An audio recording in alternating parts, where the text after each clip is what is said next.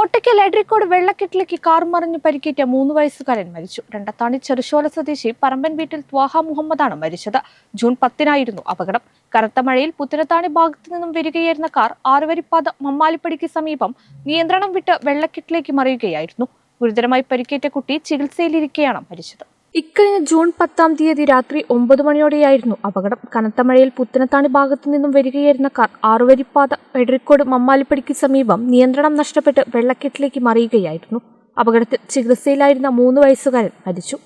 രണ്ടത്താണി ചെറുശോല സ്വദേശി പറമ്പൻ വീട്ടിൽ ത്വാഹ മുഹമ്മദാണ് മരിച്ചത്. ഗുരുതരമായി പരിക്കേറ്റ ത്വാഹ മുഹമ്മദിനെ കോട്ടയ്ക്കലെ സ്വകാര്യ ആശുപത്രിയിൽ പ്രവേശിപ്പിക്കുകയും പിന്നീട് കോഴിക്കോട് മെഡിക്കൽ കോളേജിലേക്ക് മാറ്റുകയും ചെയ്തിരുന്നു. നിർമ്മാണ പ്രവൃത്തികൾ നടക്കുന്ന ഭാഗത്തെ വെള്ളക്കെട്ടിലേക്ക് കാർ തലകീഴായി മറിയുകയായിരുന്നു. ഏറെ നേരത്തെ ശ്രമത്തിനു ശേഷം കാറിലുണ്ടായിരുന്നവരെ പുറത്തെത്തിച്ചത്. കനത്ത മഴയിൽ പ്രവൃത്തികൾ നടക്കുന്നത് ശ്രദ്ധയിൽപ്പെടാത്തതാണ് അപകട കാരണം. പ്രദേശത്ത് സൂചന അപായ ബോർഡുകളും സ്ഥാപിച്ചിട്ടില്ല. കോട്ടയ്ക്കൽ പോലീസ് നടപടികൾ സ്വീകരിച്ചു. കേരള വിഷൻ, കോട്ടയ്ക്കൽ.